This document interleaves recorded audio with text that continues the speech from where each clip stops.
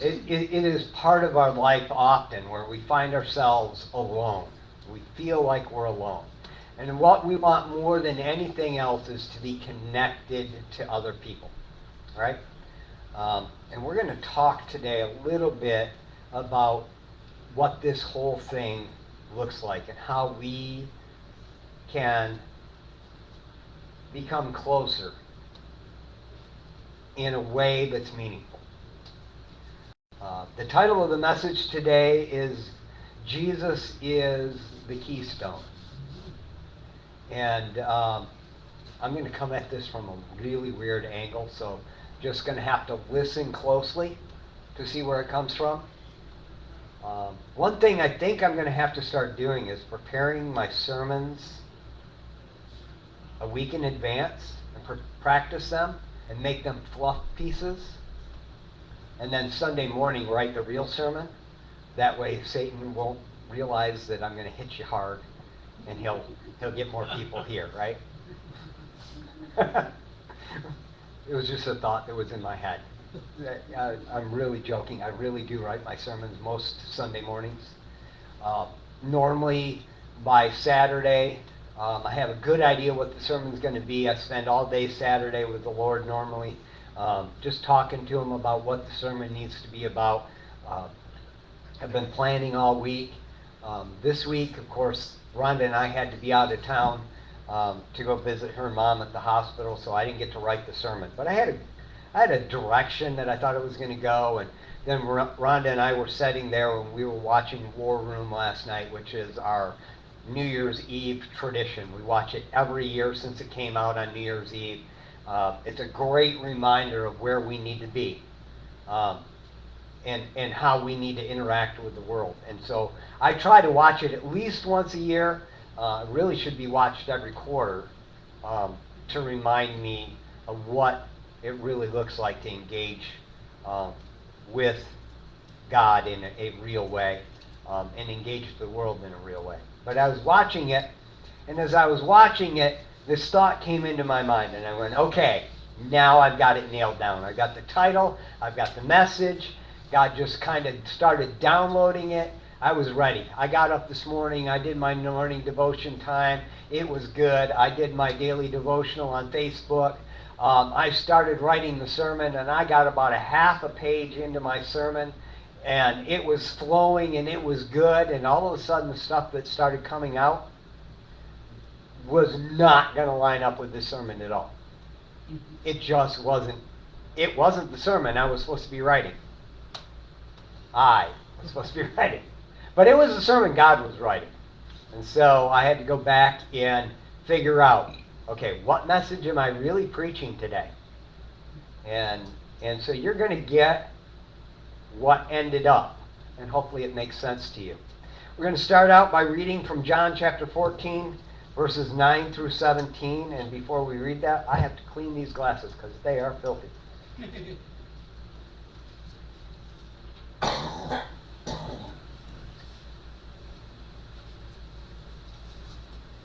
John chapter 14, verses 9 through 17. It won't be on the screen, just reading it for you. Jesus is addressing the disciples, and he says this, "Don't you know me, Philip? Even after I have been among you such a long time, anyone who has seen me has seen the Father. How can you say, 'Show us the Father'? Don't you believe that I am in the Father and that the Father is in me? The words I say to you, I do not speak on my own authority. Rather, it is the Father living in me who is doing his work. Believe me when I say that I am in the Father and the Father is in me. Or at least believe in the evidence of the works themselves.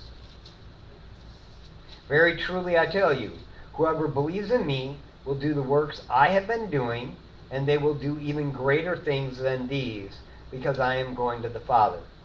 By the way, that's going to be a key verse for this next year for us as we dig into our Sunday evening series. Very truly I tell you, whoever believes in me will do the works I have been doing, and they will do even greater things than these, because I am going to the Father. And that has nothing to do with today's message. But it is going to be a key verse for us this coming year.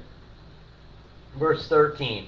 And I will do whatever you ask in my name, so that the Father may be glorified in the Son. You may ask me for anything in my name, and I will do it. If you love me, keep my commands. And I will ask the Father, and he will give you another advocate to help you and be with you forever. The Spirit of truth. The world cannot accept him, because it neither sees him nor knows him. But you know him, for he lives with you and will be in you. Now, it's going to take us a while to tie that into this message, but I believe it does. We're at the beginning of a new year. Most people are at least spending some time wondering what's in store for them over this next year, right? Almost everybody comes up with the idea that they've got to make some changes. They say, I'm going to make a decision, and then I'm going to move in that direction. And all of us think we understand this concept because the world over, almost everyone makes resolutions of how they're going to change their lives in this next year, right? But here's the thing. We also know that resolutions are not really decisions, because most resolutions are broken in 10 days or less. Right? I don't want to talk about resolutions today. What I want to talk about is a truth that will keep you on track. And it's something that almost all of us miss. You know, Jesus came from heaven to live as a man, just like you and I. But he had one thing as an advantage that most people in the world never realize or utilize. He had a direct line to God. There's an analogy that's often used when counseling couples, whether they've been married for a while or they're just getting ready to get married. It's used when they keep telling themselves that they need to be together, one. They need to be close, right? They want that oneness that God designed for them in marriage.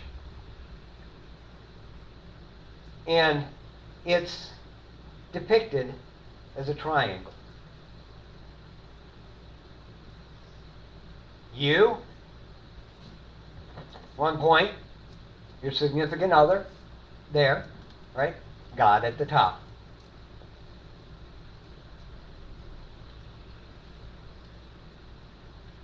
We're very far from each other when we start this process out, aren't we? Far spectrum of the bottom of that triangle. And we want to get close. We realize we're connected by that line at the base. But it's still not quite what we really are looking for. It's not as close as we think we need to be. And so, most of us think that the way to get close is just to come together.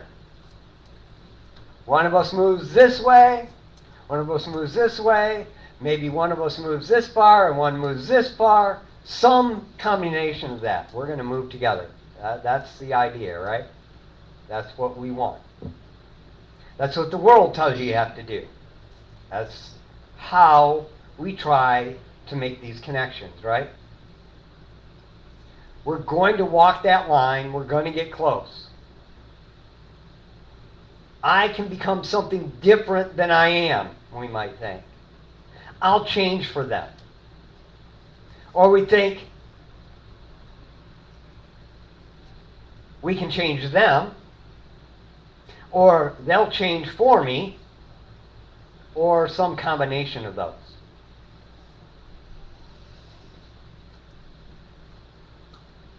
We all assume that is the only way to get close. It's by that physical baseline, our connected line. But as you and I get closer together, or as you and your significant other gets closer to each other, the structure of this triangle becomes unstable. It'll start to sway. Eventually, if we're paying attention, we'll even see it just fall apart. Right?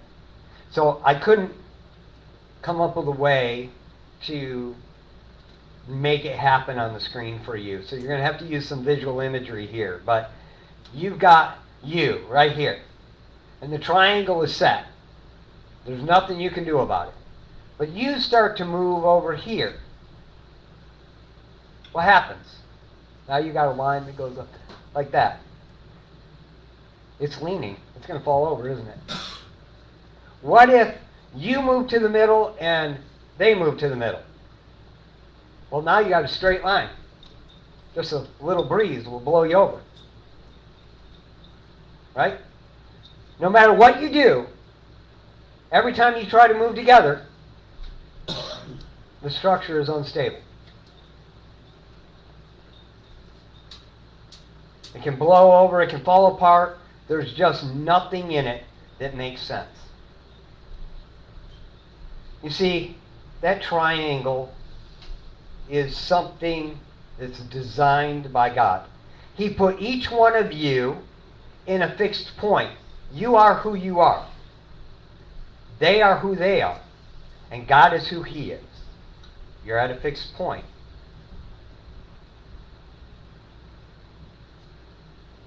That fixed point for you and the other person, we call the foundation, right? If we move one of those fixed points, the structure just becomes unstable.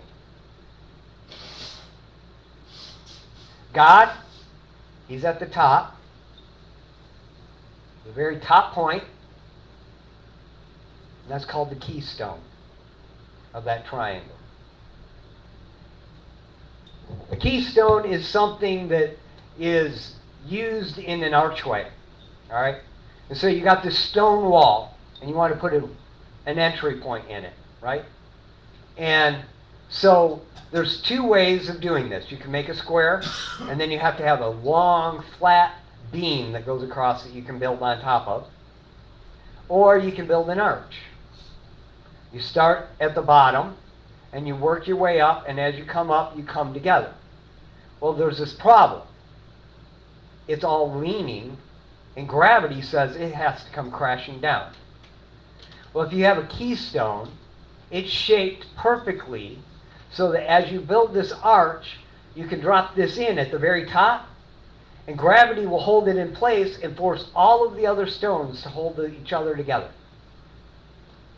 Right? And it's strong. It's stable. God is that keystone of that triangle. You and I, we can see that straight line to God. We can see that it's fixed.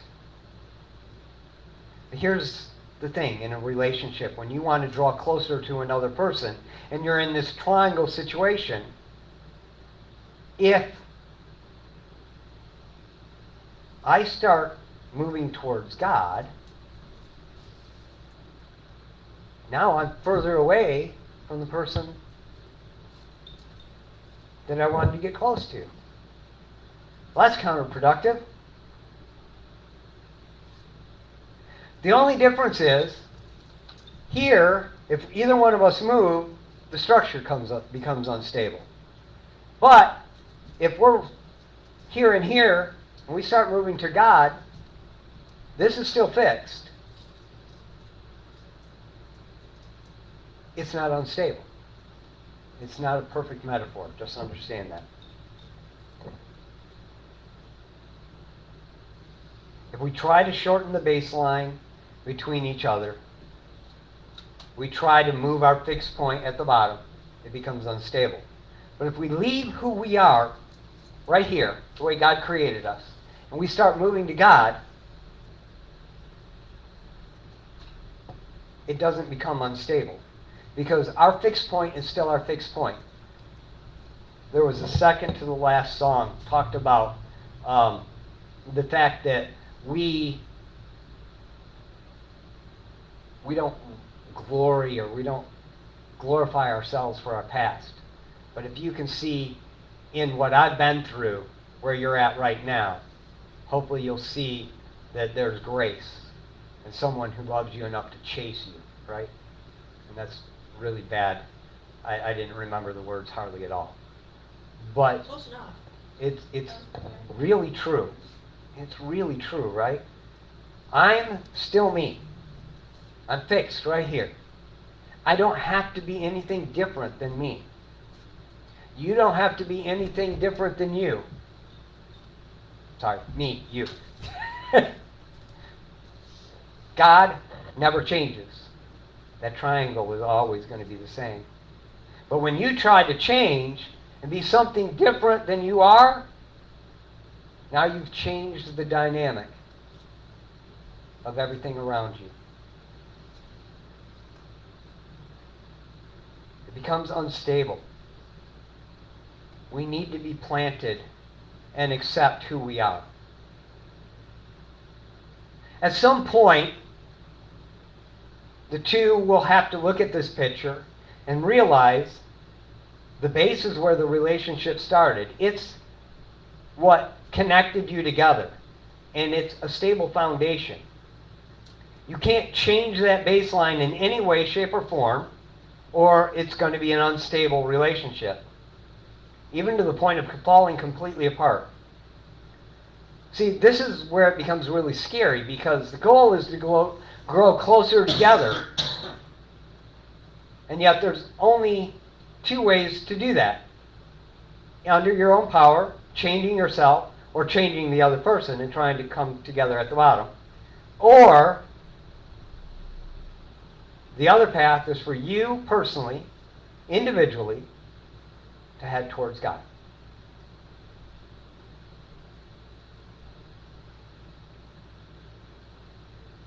Seems counterproductive if you're moving to God.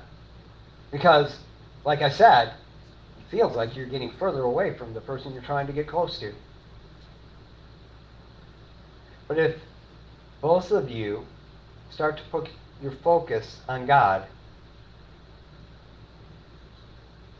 or even one of you for that matter, put your focus on God, you start heading that way, what's going to happen? At first, it's going to feel like you're getting further away from each other. It may feel like you're losing each other. But if you both start to travel that line towards God, even if one of you is all the way up here and one of you just starts to move like this, I've watched it thousands of times. One person is moving really slowly up, one person finally starts to move.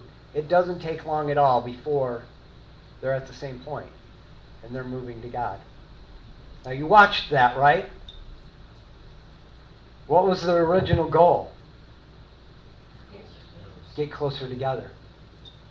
If you are you, and I am me, and we start moving towards God individually without worrying about the other person, what eventually happens? You have to get closer together. I don't care if you've only moved this far, you're already closer together. Right?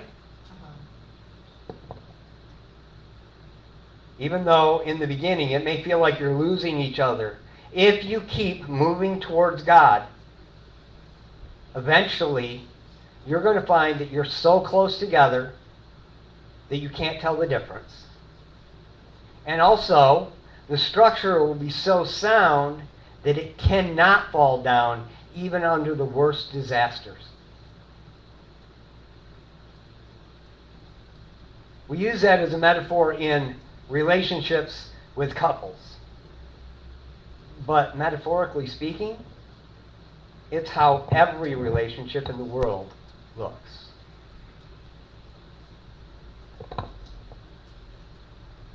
The baseline is broken humanity.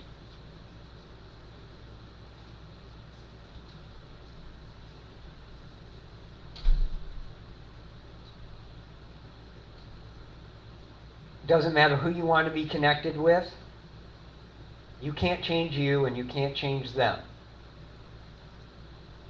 What you can do is move closer to God. And as you move closer to God,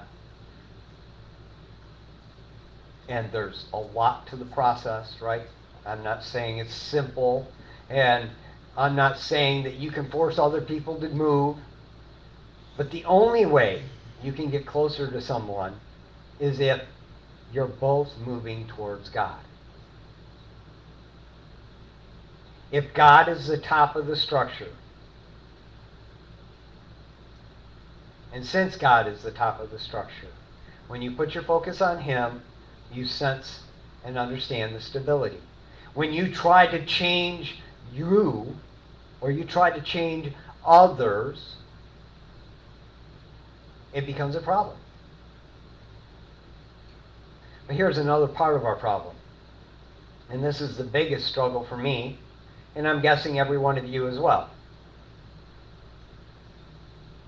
I know I can move to God, right? I can move as close to God as I want. He will never put a stop to it. But the other problem is, He never put a limit for me going away from Him either.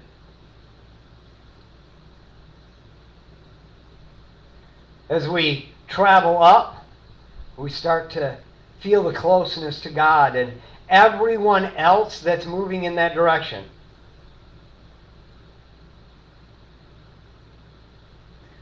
But when you head down that line, you find yourself further away from God, further away from all the others that you wanted to be close to. One of the things I realized early on is recovery has to begin with this realization. Realize that if we try to move on the baseline,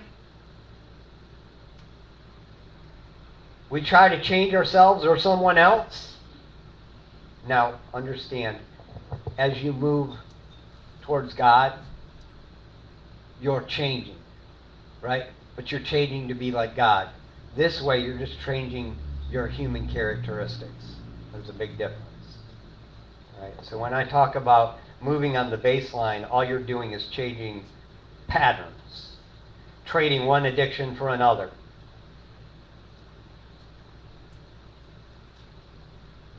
I'm not drinking anymore, but since pot's legal, I can smoke a joint once in a while. I don't look at porn anymore, but I spend 8 hours a day on Facebook. Right? Trading one addiction for another. All you're doing is moving the baseline. And the reality is, when you do that, you cause your life to become unstable. But because you're interacting on a baseline of humanity, you're actually causing the entirety of humanity to become unstable in some way as well.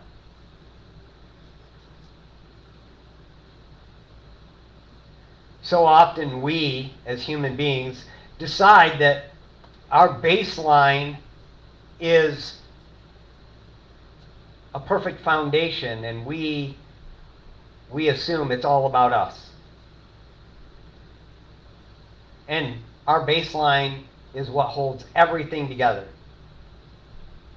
But we forgot one key piece. In this whole concept, God is the keystone.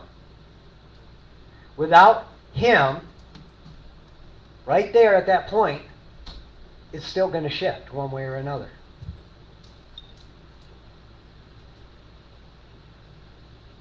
He is perfectly shaped to hold it all together. Not only that, but if we move the baseline in any way, shape, or form, him being never changing can't be the perfect keystone anymore. Because his shape is set perfectly to fit right there, to hold it all together. And if you moved this way, now that shape doesn't fit, and it still falls apart.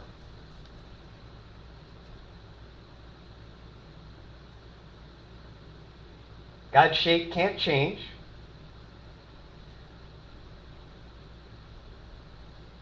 We can't change our position in the bottom of that triangle. But the one thing we can do, and what I'm hoping we recognize after today, is we can take advantage of the keystone and move closer to God. And as we do that, we won't have to feel alone anymore. The closer we get to God, the more we're connected to those that are moving towards God. The closer we are to them.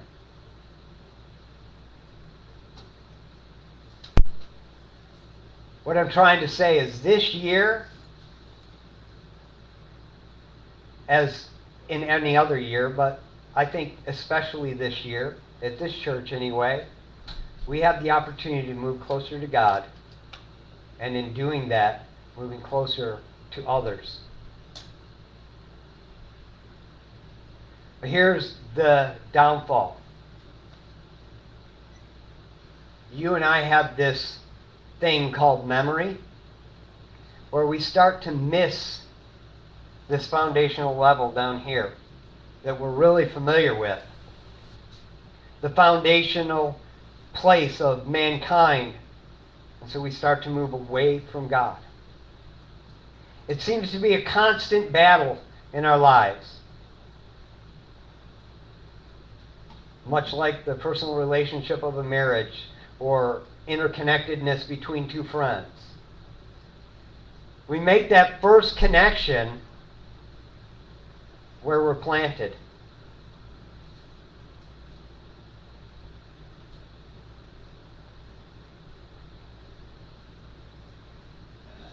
And then we assume that one of us or both of us have to change to move together instead of moving towards God and growing closer together.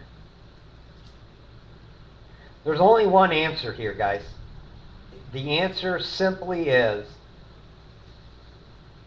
if we don't want to be alone, if we want to draw closer, whether it's in a marriage relationship, or a friendship, or just a community, there is only one answer that works. Move towards God. Individually. That means every single one of us has exactly the same destination. But it also means that my path is going to look different than yours. Each one of us are going to have to travel a line that brings us to the keystone. Some are going to be straighter. Maybe someone is planted out here and they're on the arch. It comes up this way. Maybe somebody's planted here and they're a little straighter. It's all going to be a little bit different. No one person's direct path to God is the same.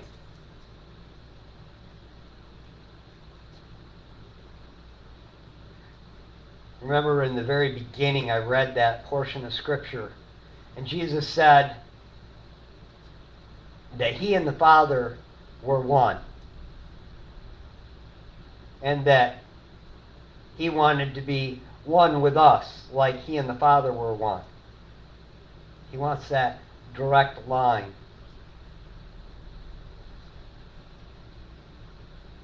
But when Jesus prayed for you and I, the night He was arrested, the night He was betrayed, He had this to say in John 17:20 through 23. He had already prayed for the apostles, the disciples that were following Him. And now he says this, my prayer is not just for them alone. I pray also for those who will believe in me through their message. Specifically, Jesus said, I am praying for you. The ones that believe in their message, through their message. That all of them may be one. Father, just as you are in me and I am in you, may they also be in us, so that the world may believe that you have sent me. I have given them the glory that you have given me, that they may be one as we are one.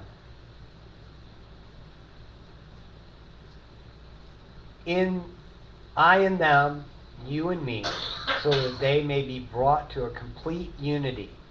Then the world will know that you sent me and have loved them even as you have loved me.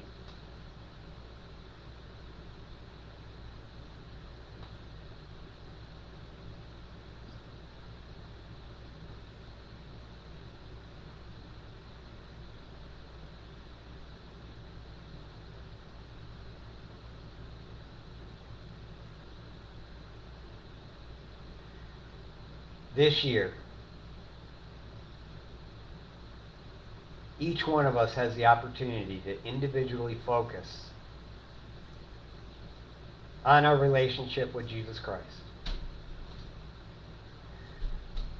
So many of us will attempt to make the connections at the base.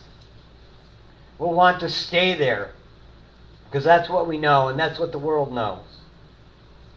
The idea of putting our focus only on Christ is absolutely foreign and honestly lonely at times. But if you and I are going to be one, the way Christ and God are one, we need to do just that.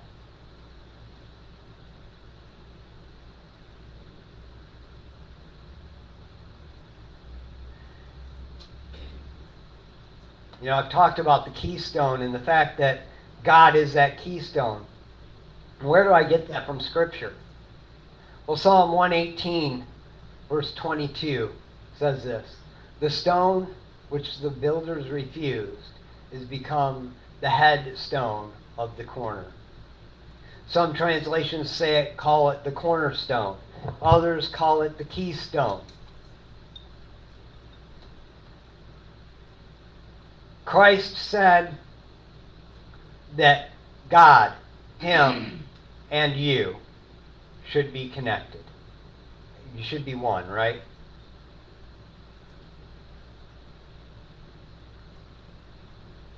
For you to grow, just a second.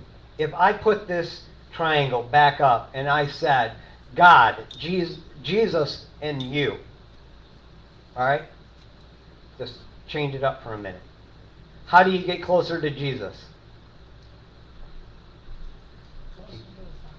How do you get closer to Jesus? You have to go to God. Right?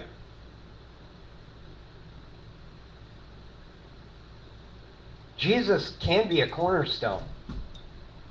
God, Jesus, same thing. Keystone, and you. It works, right? It works for every relationship, period. No matter what. Whether it's you, Jesus, and God, or if it's you and your wife and God, or if it's you and your best friend and God, there's one part of that equation that never changes. God is the keystone.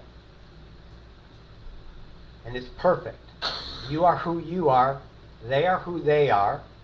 And the only way you get closer together is for each of you to move to God. Now, of course, Jesus mastered that.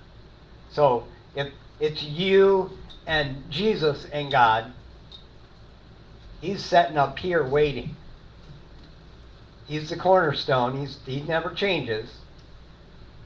Your path is that way, right?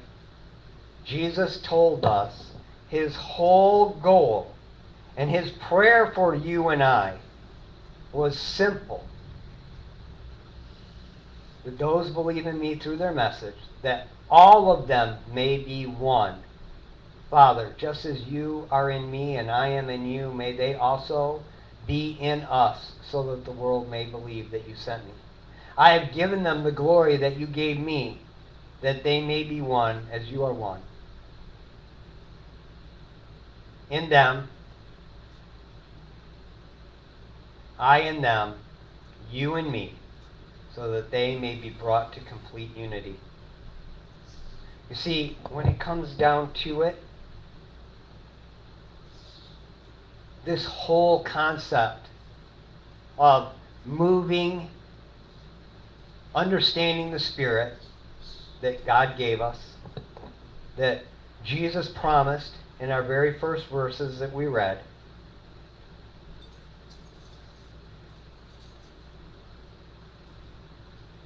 it all comes down to a reality of we have to move to God. That's our focus. We want to feel close to someone else. I want to feel closer to my wife. I want to feel closer to Andrew or William. The only way that happens is if I'm moving to Christ. Now, I can tell you this. If I have a desire to be close to Andrew, for example, and I'm moving to Christ and Andrew's not moving, and I'm sorry, I'm not saying you're not moving, but I know I can use you as an example, so that's why I'm doing it. Say I'm moving and Andrew's not. Well, here's a truth that makes no sense but always works. If I am asking Jesus, asking the Father in Jesus' name, which we read at the very beginning, I will do whatever you ask in my name so that the Father may be glorified in the Son. If my desire is that Andrew and I be closer, and I'm moving to Christ, I've never seen it not happen where the other person didn't start moving. It's almost like they're drawn along with me. They don't move as fast necessarily, but they move. It happens. So my question to you this year, for you, is do you really, really want to draw close? Do you really, really want relationships? Or do you want what appears to be relationships? You see, for the longest time in my life, I didn't want relationships. I wanted control. So I was either going to control my life in a way that changed me enough to get somebody closer to me, or I was going to be manipulative enough to get them to change, or some combination in between. Every time I got close to that person, it fell apart. It was destroyed. It fell apart. It was just falling down around me, and I couldn't figure out why. But as I've gained this concept, and I start moving to Christ, I see those relationships getting closer. So my question again, do you really want to be connected? Or do you really just want to do things the way you've always done them?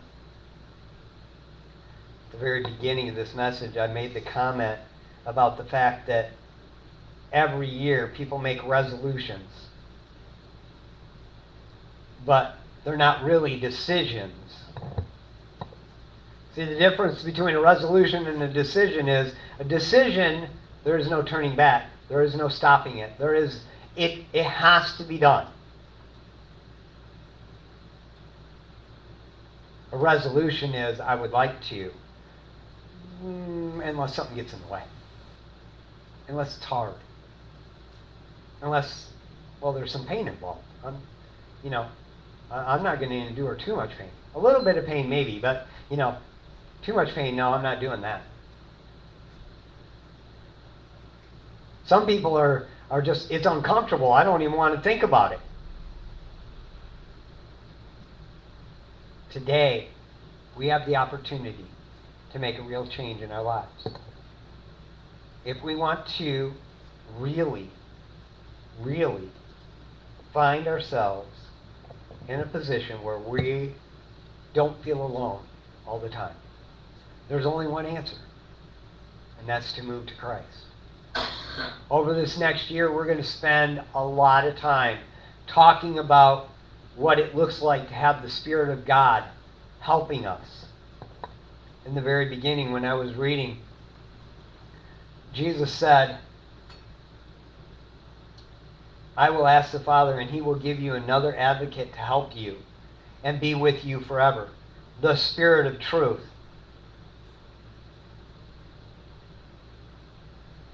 We're going to talk about what it looks like to live that Spirit of truth, because without the Spirit of truth, that movement towards God just can't happen. And we can't have the Spirit of truth without making a decision that Jesus is Lord, that he is a capstone, the cornerstone, the keystone at the top.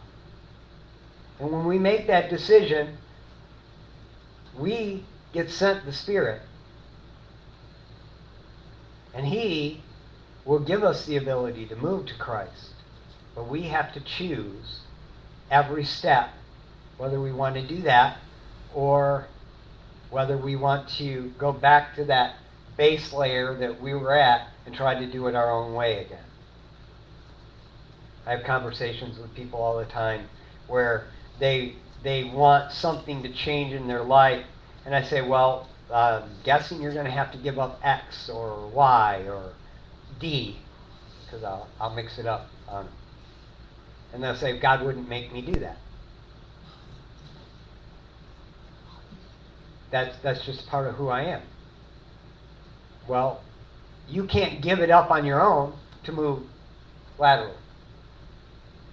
But if you give it up on your own to move vertically, you'll find that something better is there. And that's just the truth. So again, new year, brand new year. Are we going to make the decision, and are we going to move towards God? Or are we going to keep doing it the same way we've always done and destabilize our life, our environment, and the world around us? I can't make that decision for you. The only thing I can do is I'm going to do my very best to move forward and move towards God, and hope that you all come along with me. Father, I thank you for the message today. I know that I went way out of sequence with this, the way you laid it out here, but I am positive that whatever needed to be said was said. Whatever needed to be left out was left out. Lord, the one thing I do know is I no longer want to change who I am. What I want to do is change where I'm going.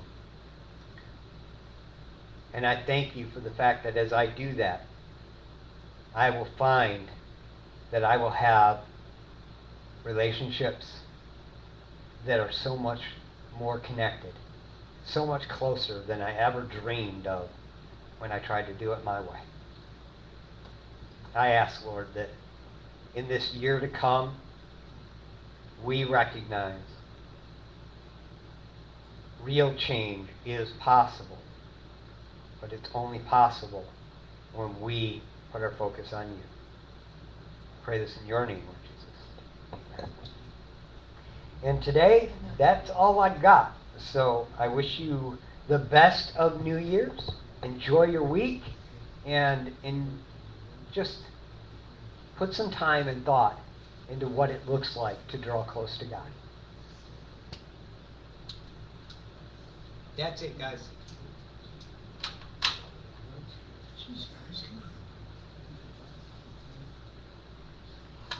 No music, no nothing. We're done. You